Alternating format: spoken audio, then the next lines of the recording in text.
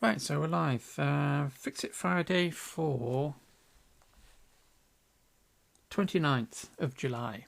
So today what we're going to take a look at is Shininess Maps. Because there seems to be a little bit of confusion about Shininess Maps. So what are Shininess Maps? Shininess Maps are an image that allows us to make things look shiny, hence the name Shininess Maps. But it's not just shininess. Let's just disable that.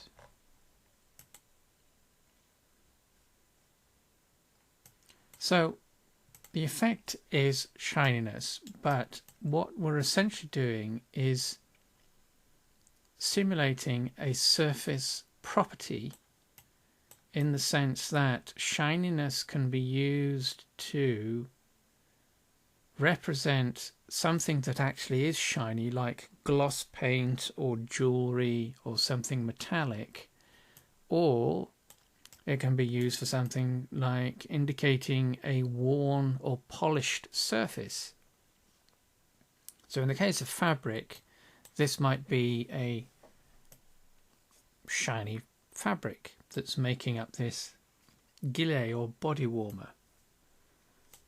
And the shininess map itself, the thing that's actually doing that, is a grayscale image. In this case, for this particular product, that grayscale image looks like, we'll find it,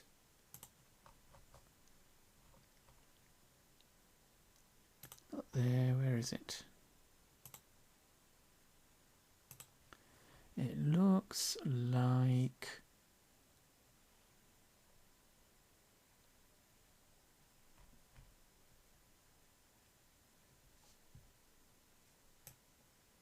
this.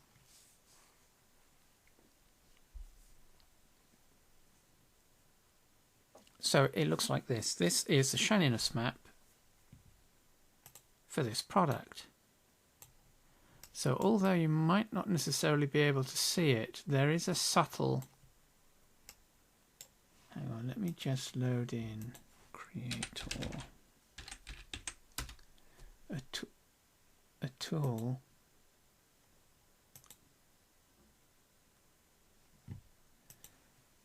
CR1. Right, so that locks the avatar so it doesn't move around all over the place. So it might not necessarily be noticeable in this particular example or this particular instance. But what we can do is add a very subtle noise to the shininess, because what we don't want, obviously this depends on what you're actually doing, what we don't want is a flat grey image. So when we make our shininess maps, we want to try and add a little bit of noise to them depending on what the fabric is, because again, this is a surface characteristic or a surface property, so this isn't necessarily going to represent the structure of an object. So you don't want to be, you do not want to be, no, which one is it? Is it that one? No, it's not that one, that's a darker version.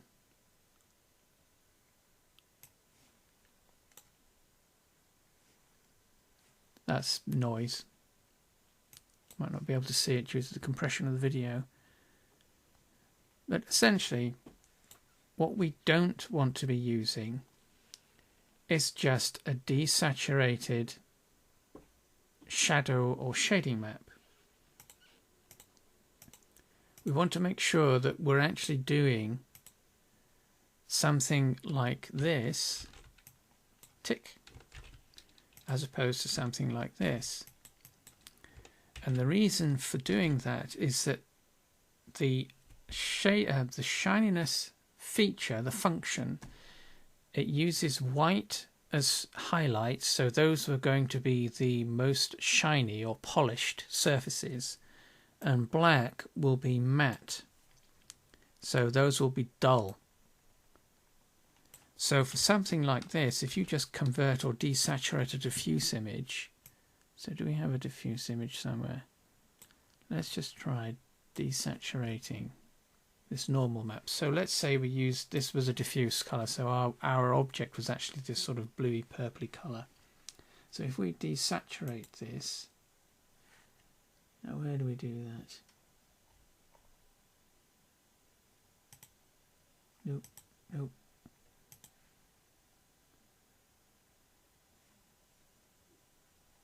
Nope. Document.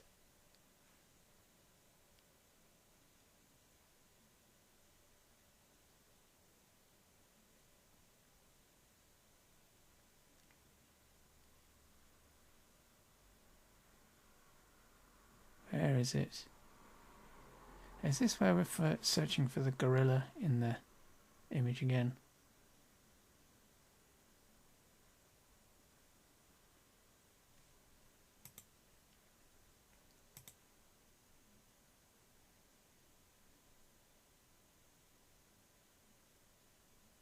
Keep losing track of where these things are.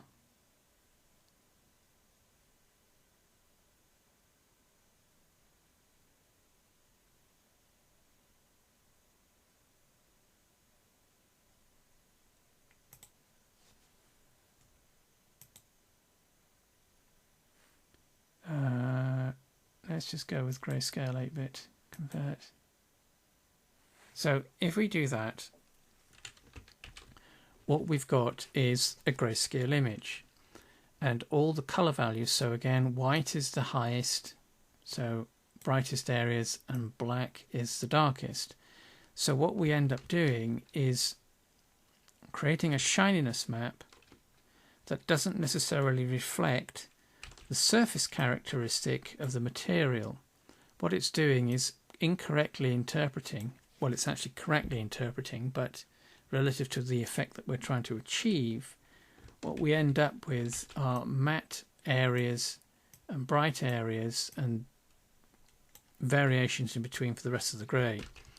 So if we do something like this, we want to try and duplicate, and then let's try using our blend modes. At the very least, what we can do is just try and even out, whoops,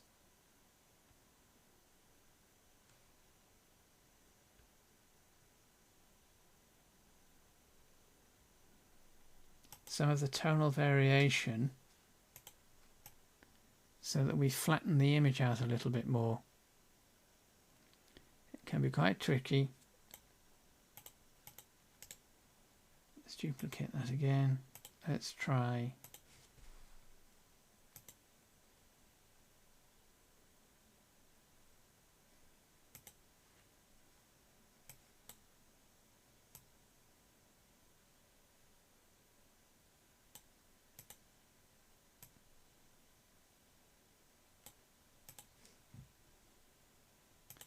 blend that.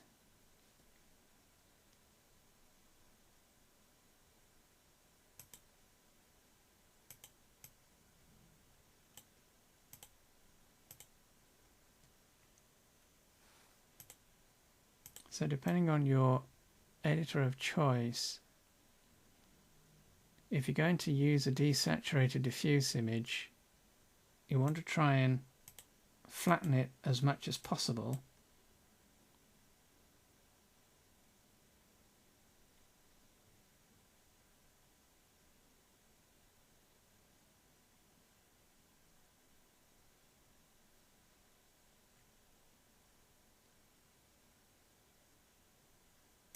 That's probably the best we're going to do right now.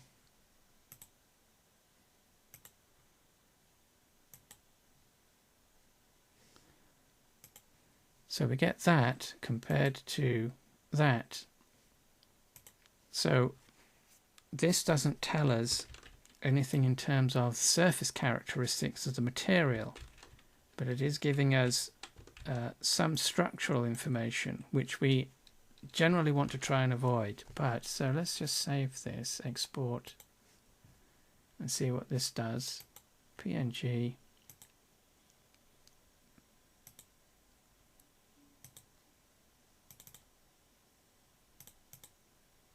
And we'll see the difference.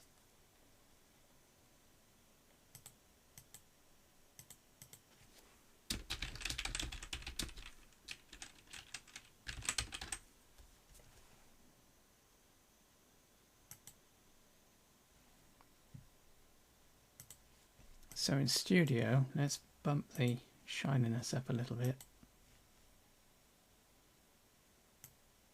So we've got some stronger highlights. So if we replace this, so shininess slot, that gives us the panel. Then click on Add Image, and then we need to find the image that we just saved.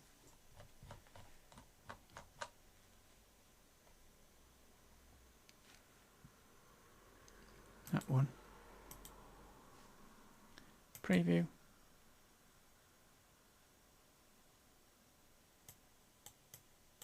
And there isn't really that much difference in this particular instance.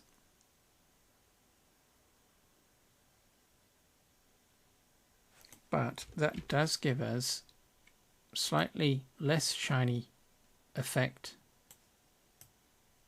in the seams and slightly more shininess on areas that are exposed to the light. So what we can then do, so if we use this approach, what we can then do is, let's flatten this.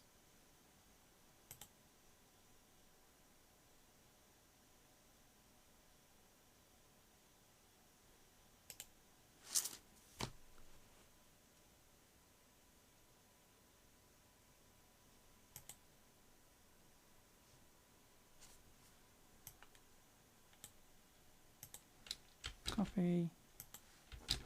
Whoops, wrong one. Paste.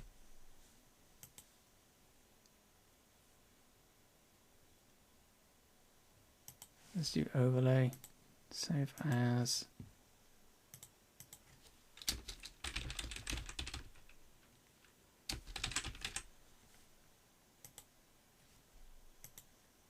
Export.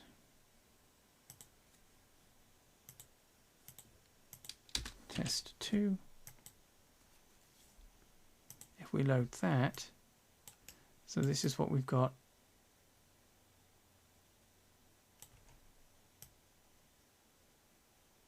With that previous version. So I'll now add the one that's got a little bit more noise added to it.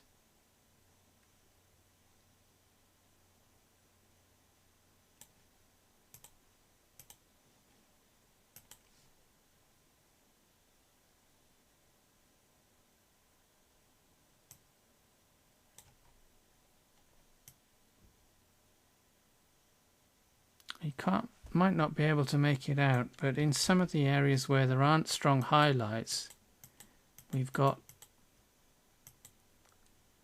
texture as in the appearance of, not texture as in the thing that we paint. And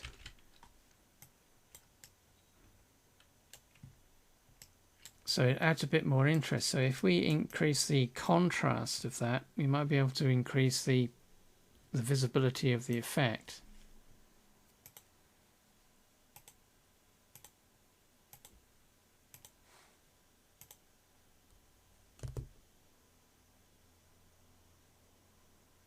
No, it's not that one. Where is it?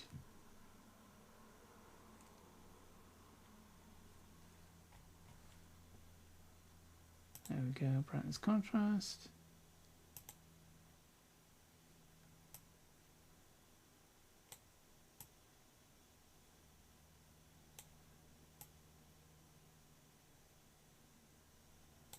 Let's try that. Save as 3. Whoops.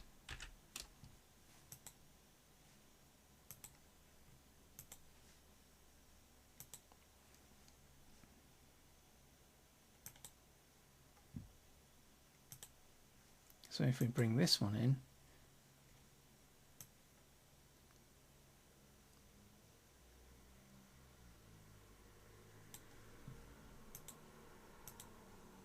we might see,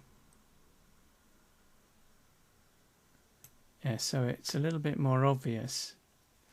We can start to see, I don't know how clear this comes through on the video, but we can start to see striations. So for clothing, what we're doing, as we were saying at the very beginning, what we're doing with shininess is trying to represent or replicate a surface quality or surface characteristic.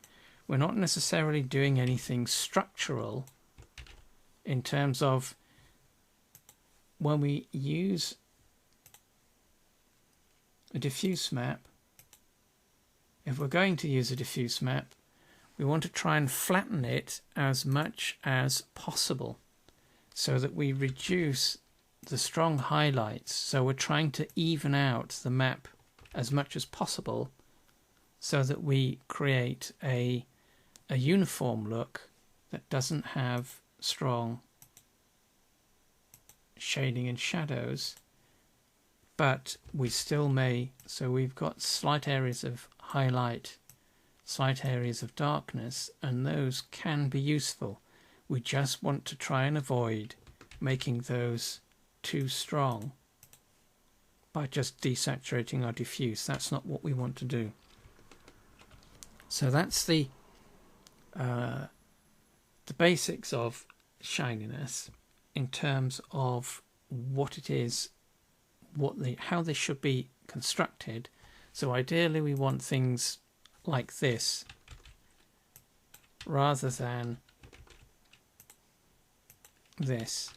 We don't want to desaturate, but if we do, we want to try and flatten them as much as possible so that we get something that provides textural information, not structural information. So that's the first part of this. The next part is, obviously this is a grayscale image, so we're desaturating diffuse maps or whatever color is in an image. That has to be desaturated and flattened to grayscale. So black is matte, white is the shiniest, the shiny effect will go, and then you've got the greys in between. Any color that's introduced, or any color that we see in our shininess, is determined by the room that we're in, i.e. the lighting of the room. It's not introduced or not controlled by the shininess map itself. That must always be a grayscale image. This always has to be grayscale. So that can be an 8-bit grayscale image, or it can be a 24-bit desaturated color image like we were just working through. So let's see if we've got a room that's got some colored light.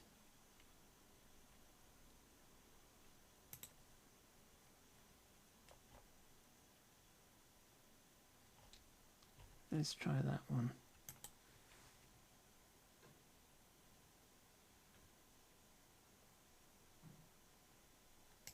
Nope.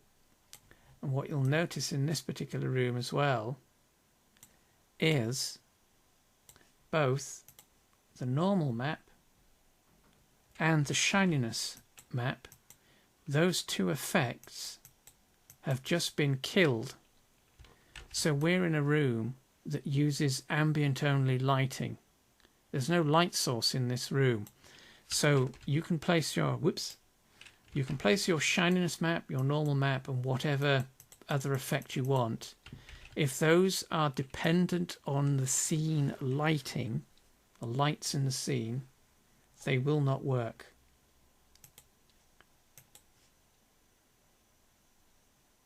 Whoops, where did the avatar go?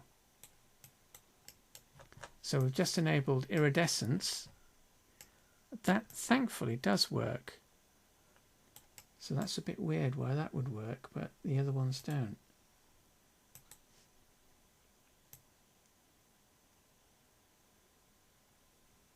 That's very interesting.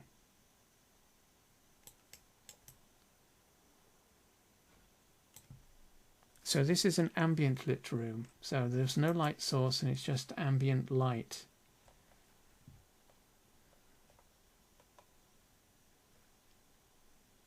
Let's try this one.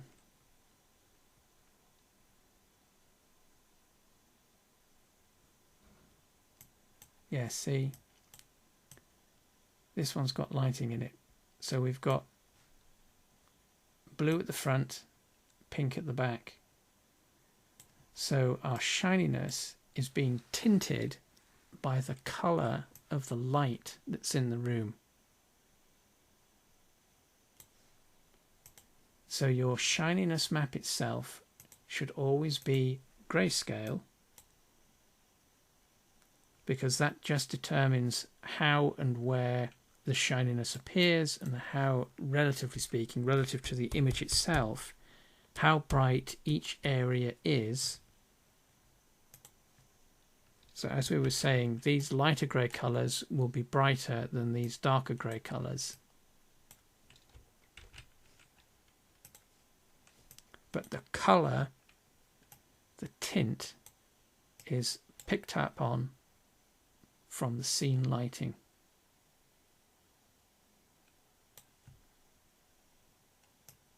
So you don't want to be adding colour tinted maps to shininess. Well, it doesn't work. I think it actually just converts it, technically converts it to an 8-bit grayscale, I think.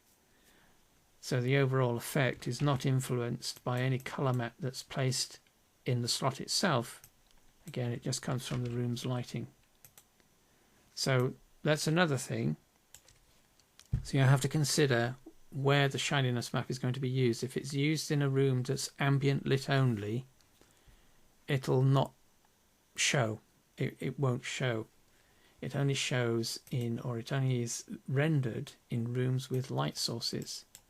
And depending on the colour of the light, it tints a shininess. I wonder if it does that to the Fresnel iridescence. Oops, where's he gone? Why has he sat down? It didn't sit down. No, it doesn't affect the Fresnel. The Fresnel is still... I mean, the Fresnel is influenced by the room shininess lighting, but it's not really tinting it.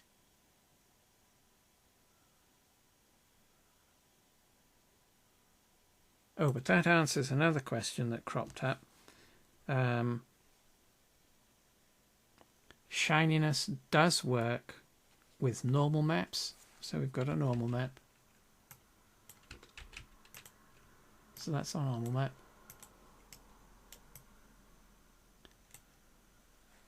It obviously works with, so that's the shininess map. And we have iridescence enabled. And it's at its strongest setting, the default, which is 1. So let's crank that all the way up, see what that does. Just makes it super duper shiny.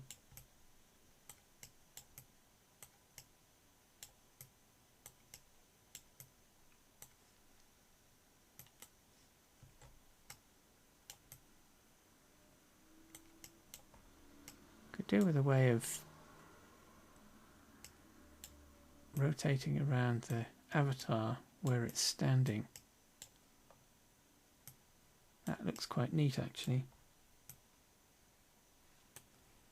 So shininess does work with your normal maps, and it does work with the iridescence and the Fresnel reflection. That's actually the controlling the shininess.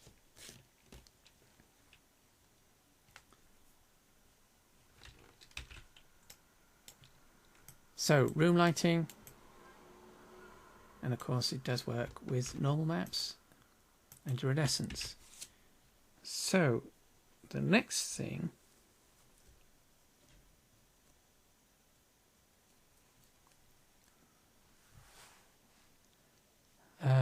so let's just paint over the top of this. So the next thing, what we want to do is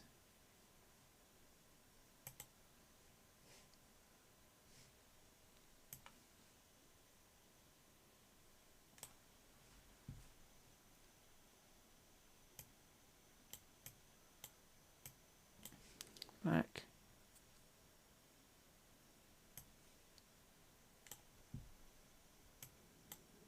white, save as. So there is some issue, whoops, there is an issue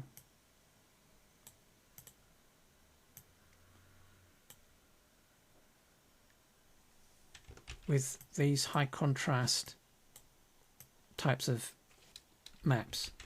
So we'll leave a little bit of this grey area in here just to, as a comparison. So that's going to be our map. Save, export, number 4. So we'll use the same room, we'll stay in the same room. Don't need the normal map now. So load in number 4.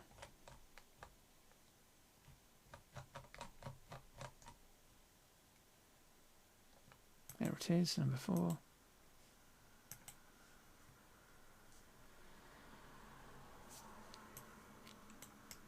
So that looks quite neat actually.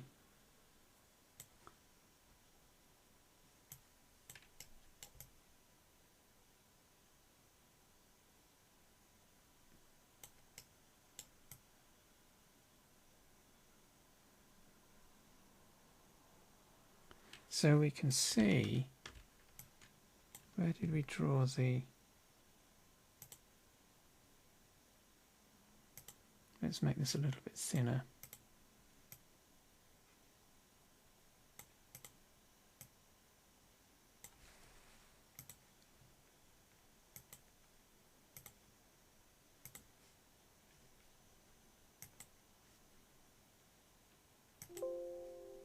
Save over the top of that one, load that back in.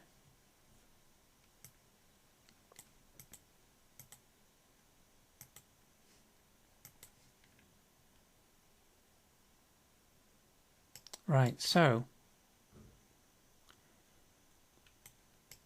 some folks have been struggling trying to get right, so there's the seam, obviously drops at the zip there, so there's the seam, so this is the white, and this is the black, and this is the grey. So some folks have been having difficulties trying to get these high contrast or highly variable maps working. So we can see that it does actually work.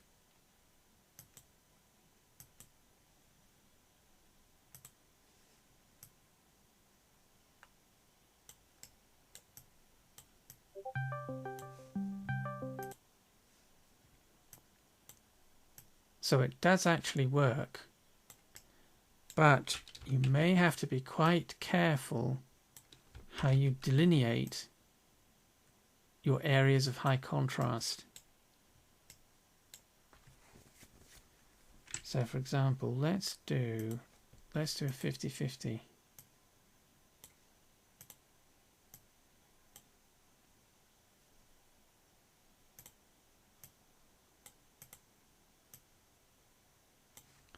Like that, save, export,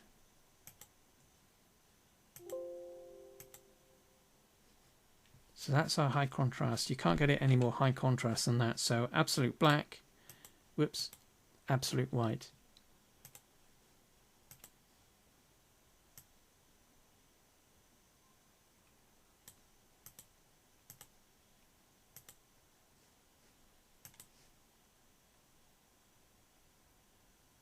So there, oh, that was quite lucky. So we can see that we don't have any. So this is painted into the diffuse. This is not actually shininess. This is fake. That's the diffuse itself, and the proximity to the light source that must be somewhere at the back of the room, quite close. So can we see where the lights are? Lights.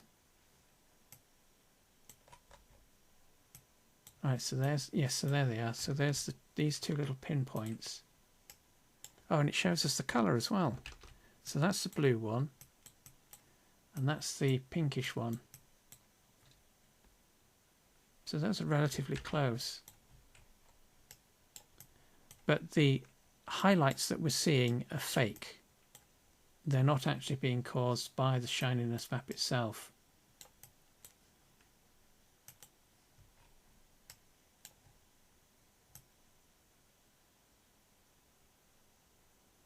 So that works.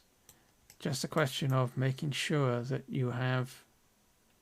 Well, it works in this particular example because we've got quite a large area covered of our shininess, what people have been having difficulties with. So that works. That looks quite neat, actually.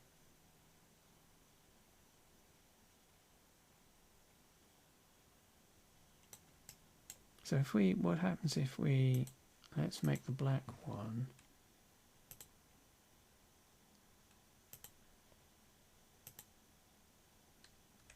So 256, yes. So let's go with 128. Let's try 128.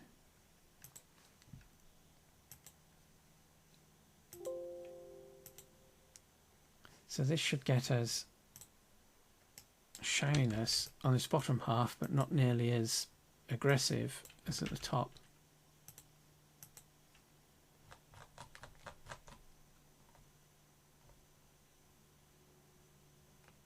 There it is. Place. And there it is.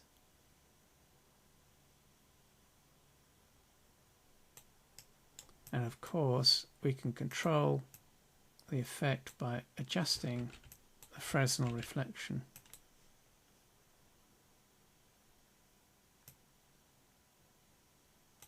Let's turn off iridescence for the moment.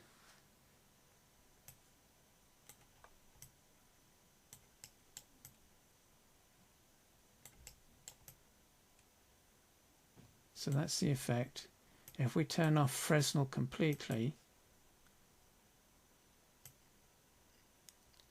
we do still get some shininess, but that's because the image has got white areas which are still going to be picked up on. So what you want to do is make sure that if you don't want any areas to have any reflectivity or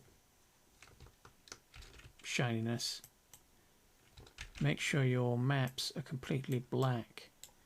But having said that, that leads us into an issue that some folks have been having. Let's just make this entirely black, and let's put in some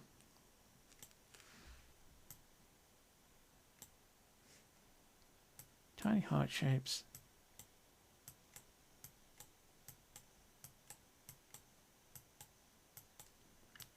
Let's just imagine these are buttons or badges or insignia, something. Save as 5 export.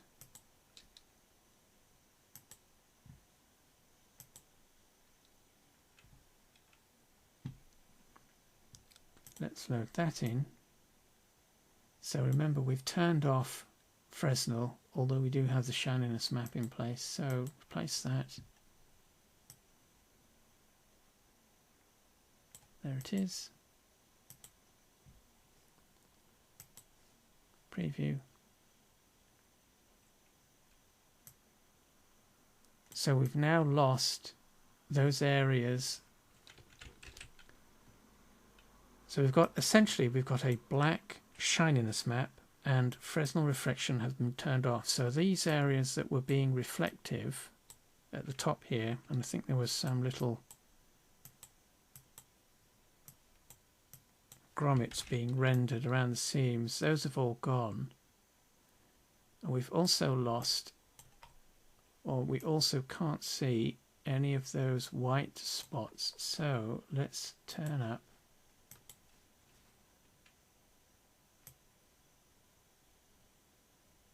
So yes, we can now start to see these little areas. So some folks have been having problems. Let's turn that right up and enable iridescence. There we go. Some folks, that makes it much easier to see them now. Some folks have been having problems trying to get shininess to work selectively, so on just small spots. So if these were, like we said, buttons, logos, zips, you should be able to mark out your areas and have those appear shiny. And again, they won't be tinted unless we check. Oh, we've got one there, so we can use that.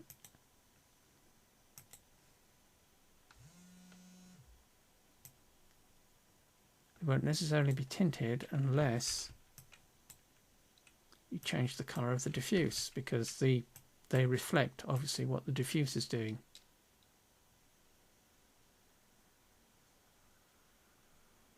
And we don't have, or we shouldn't have, let's turn that off, we shouldn't have any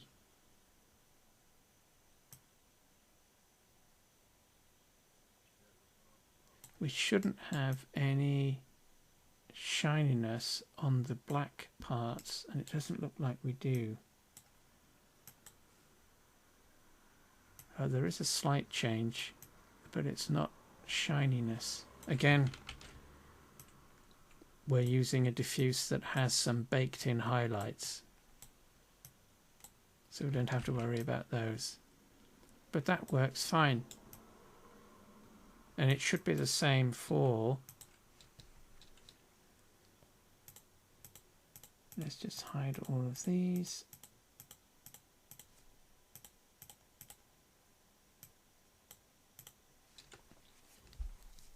It should be the same for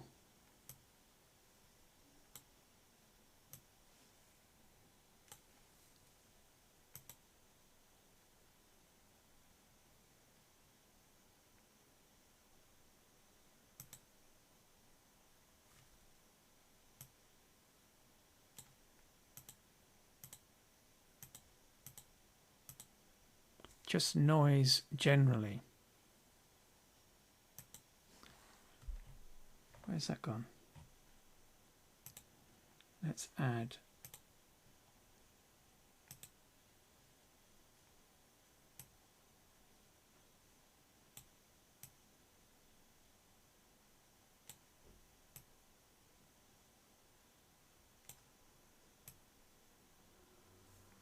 let's make that kind of black and white. Save as 6.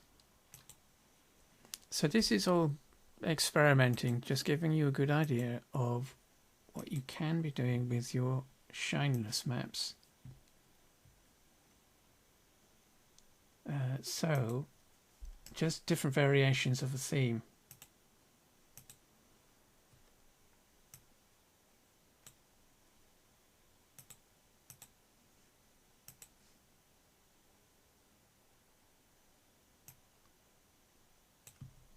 So we can see how spotty that's gone.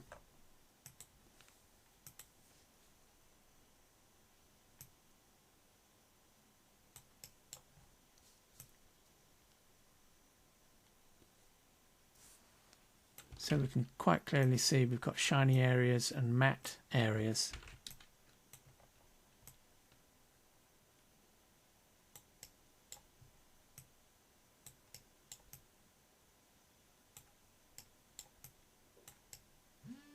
So then we've got a noisy texture.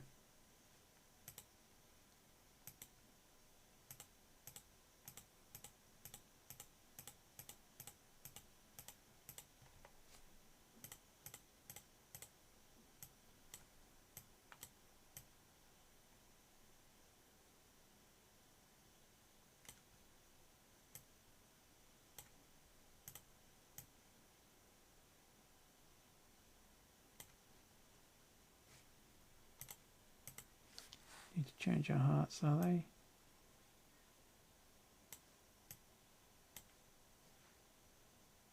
Should be white.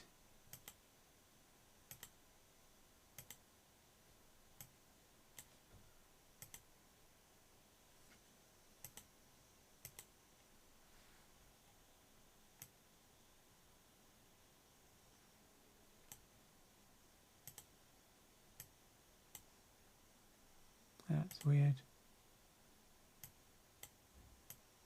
Oh, there we go.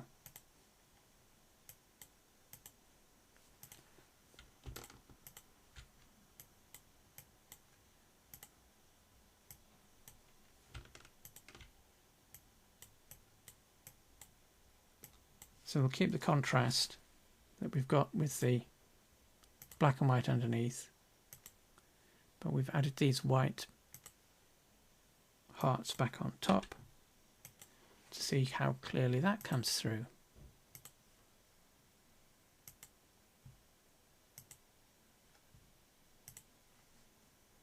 Add image.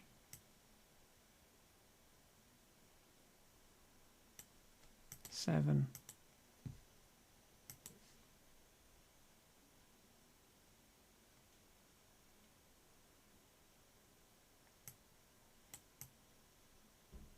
So it has come through, but it's not quite as clear as you might want it to be, because obviously the white is competing with the white noise.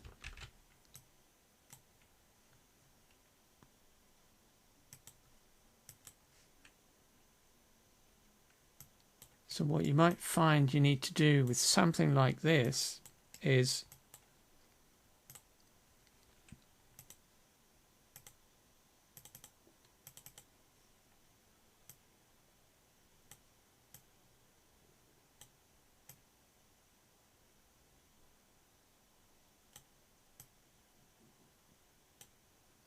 reduce the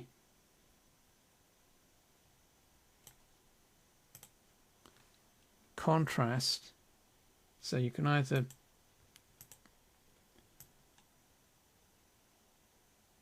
do it that way or using a filter, or just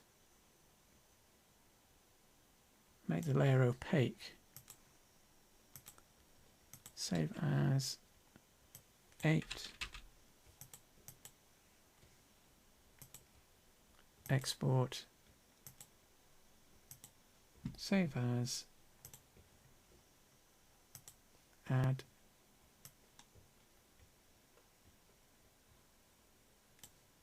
Number 8. And this should have the hearts popping out a bit more.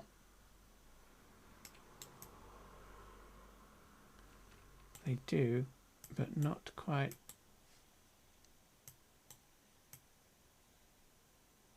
As well as you might want them to. So it's a question of trying to get that balance right. So you may have to, things like that, may have to make some layers quite dark in order for other features to pop out.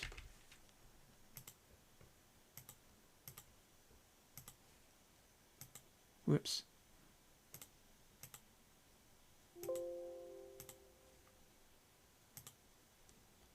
Reload.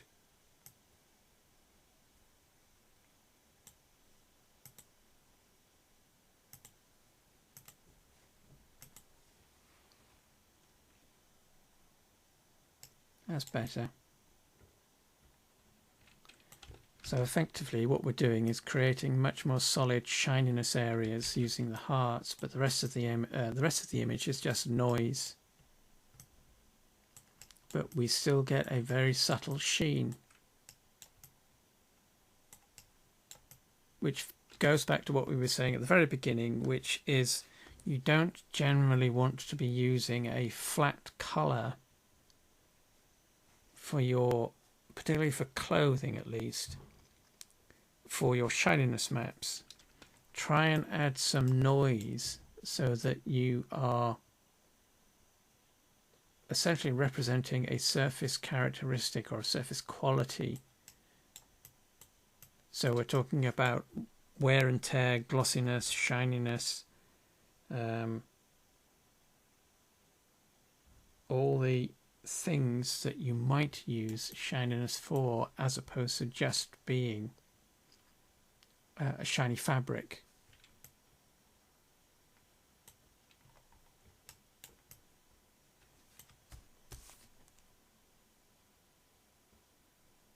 There's also, what we could also try doing is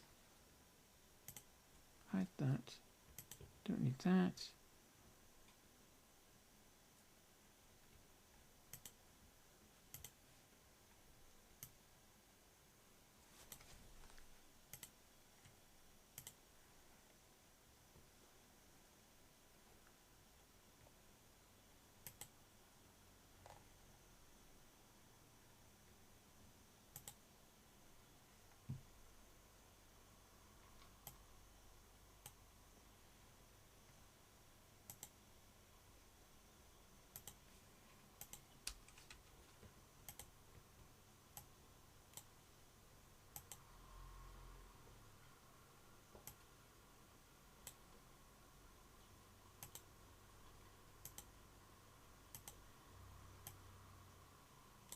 Oh, I hate the way this thing does gradient maps.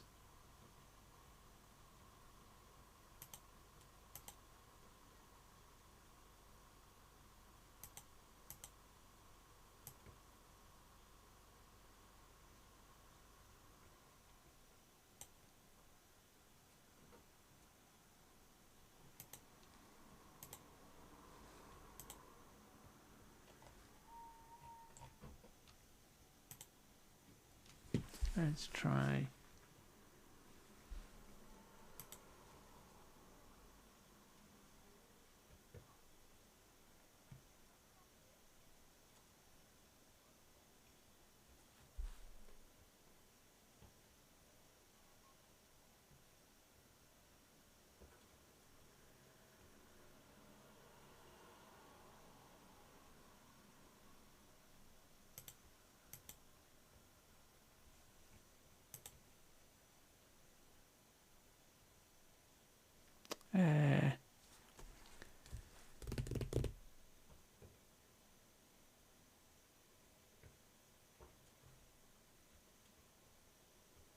Yeah, I hate the way this thing does gradient maps. Going to start the other one. I don't like this particular application because they are very nasty.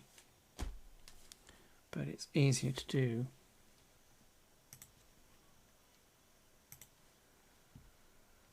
Gradients.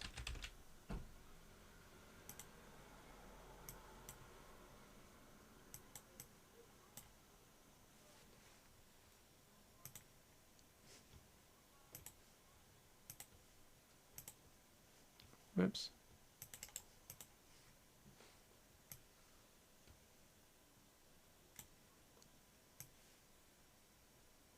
Oh, it's literally as simple as that.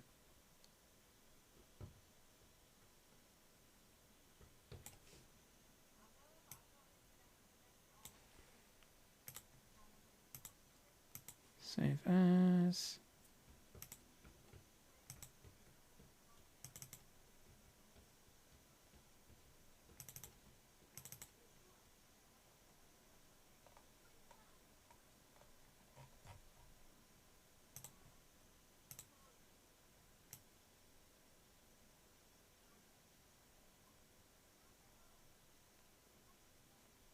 Where is it? Oh, there it is.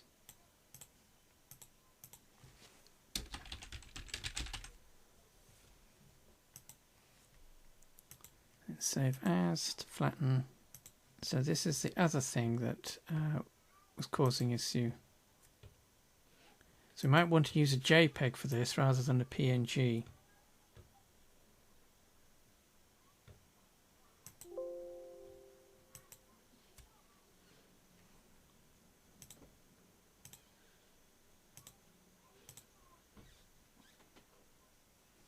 That's okay, okay.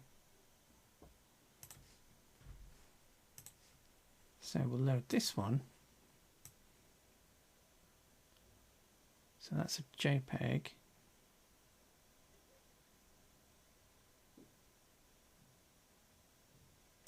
There it is.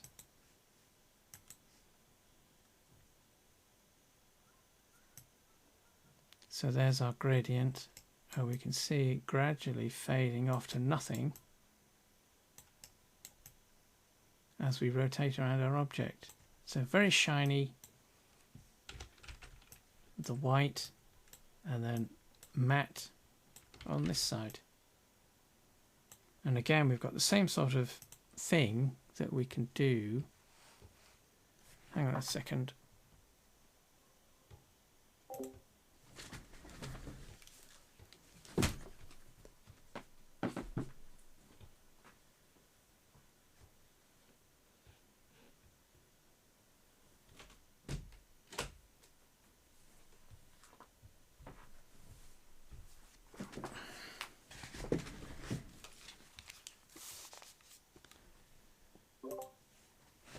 So same sort of thing that we can do.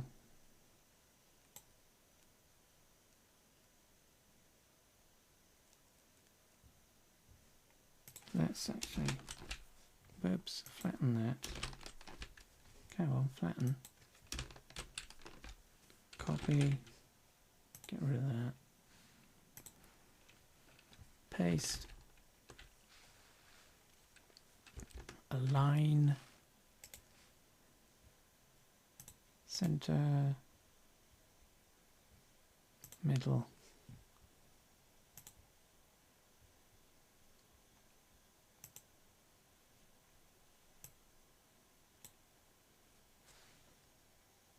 So let's go with black on this side.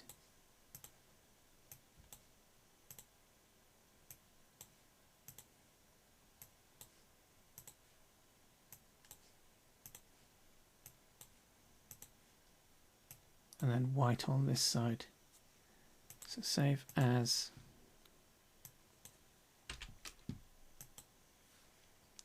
Export.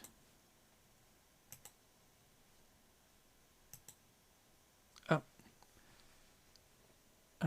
No, let's try PNG, see what that does. You should, for gradients, you generally want to be saving as JPEG because PNG struggles with this kind of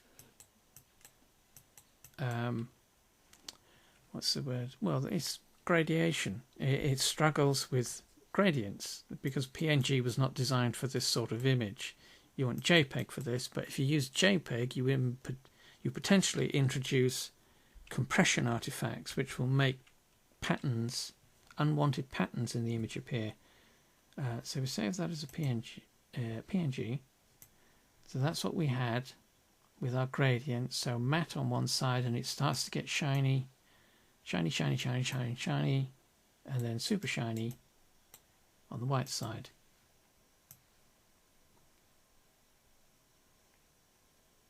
There it is, number 9.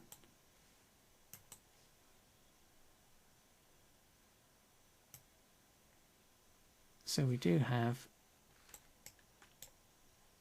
matte and shiny on matte and shiny. So we can do that too. So super shiny. Let's turn on iridescence again.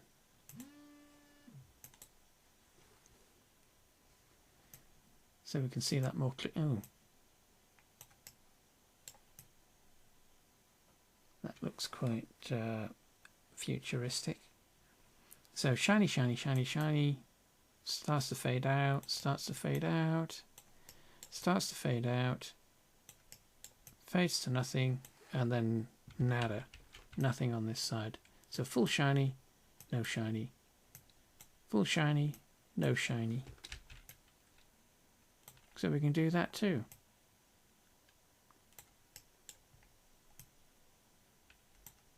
So, I mean, that's pretty much, look at all these images that I've got now. So it's incredibly versatile in terms of what you can do.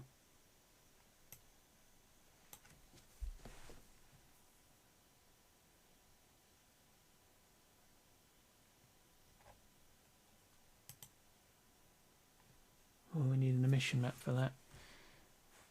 That's the topic for another discussion. So it's incredibly versatile, and you do now have quite a lot of control over how the shininess affects your image. Not your image, your product. For some things it may take a little bit of planning, because if you have, I mean, the classic thing being, so we've got a zip on this product here.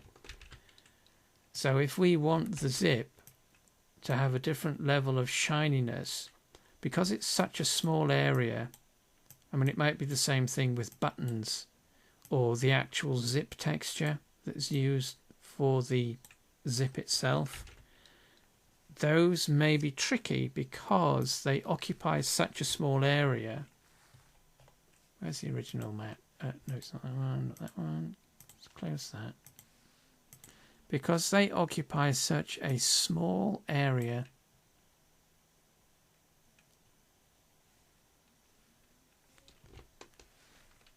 of the image, so it's just going to be a couple of pixels wide. So the zip itself is up here in this area. The zip, you know, the thing that you actually pull, but the zip on the clothing is down here, and it's only about 2 or 3 pixels wide. So that is where you may struggle, because there's such a limited amount of data available for the effect to work on, basically 1 or 2 pixels. It may be that the rendering of the image, I don't know if you notice this, but you can see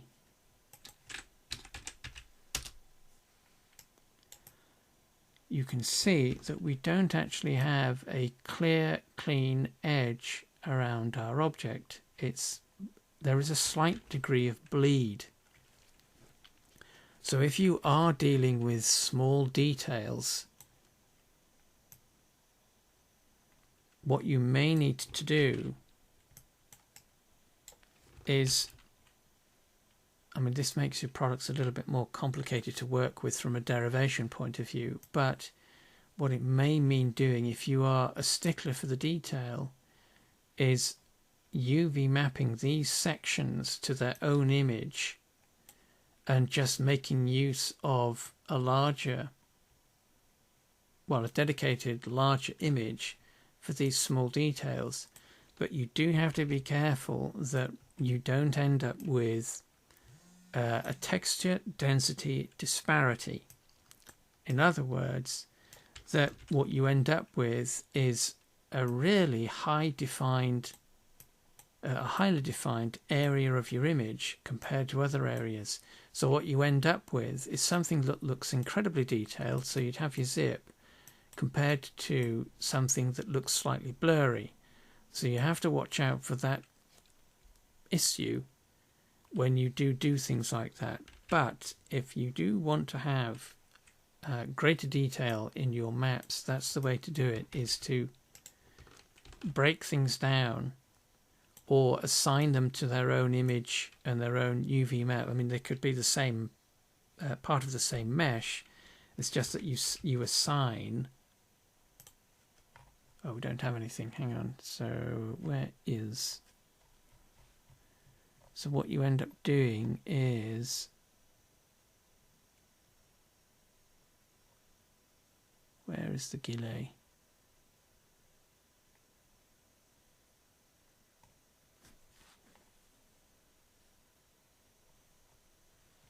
Too many files, too many projects. Oh, there it is.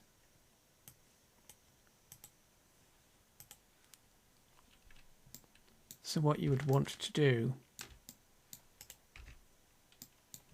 is assign this central area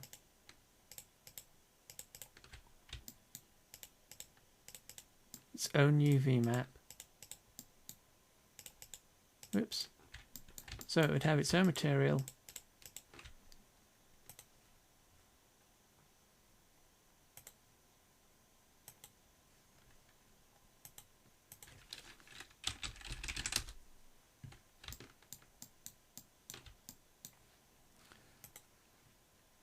Give it its own image. Obviously we're doing this in Blender, but in whatever app you're using, doesn't really matter. New. This is going to be 60. Whoops. 60. Well, no, let's try 32 by 512. Color grid. Okay. So that's assigned it. UV.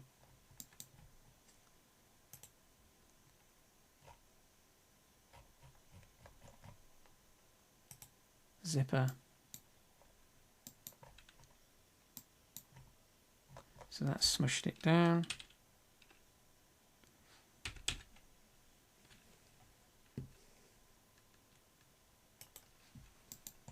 And then we're assigning a separate image. And of course, we can use the full width of the image if we want. And that creates an increased texture density so that we get much better detailing for that particular area, but it's still part of the same mesh.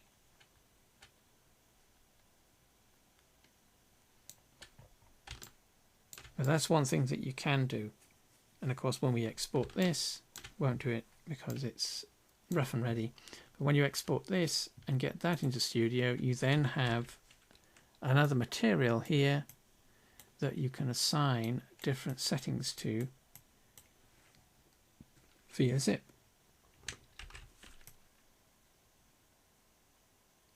So that's Shininess. Everything you need to know about Shininess.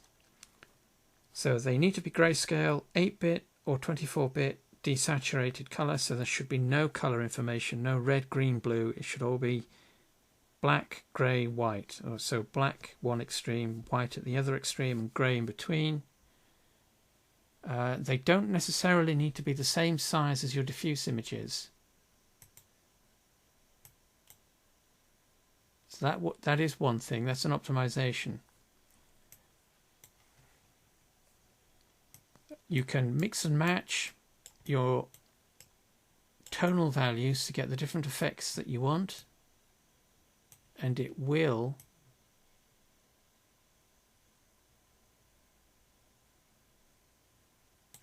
let's turn that iridescence off again. You will be able to go from full shiny to no shiny. It's just a question of thinking about how your map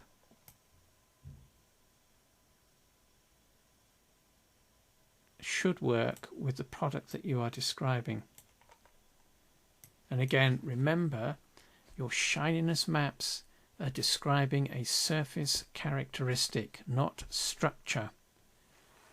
And that's the key takeaway of this is that you are not using structure in your Shininess maps. This is bad. Do we still have the other one in? This is better But if you must use your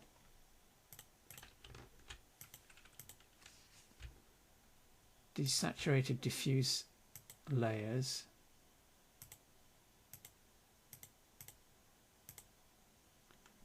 make sure that you are evening out the tones, so you are getting rid of as much as possible the highlights and the shadows or shading that might be present. And obviously, depending on the image app you're using, there are different ways of doing that. Simplest is just using different layers and blend modes. But that is everything you need to know about Shininess Maps.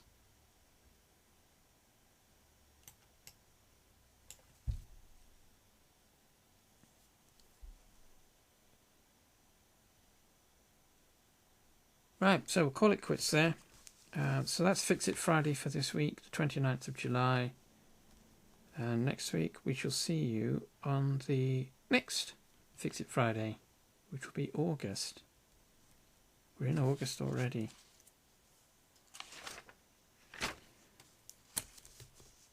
Right, so bye for now.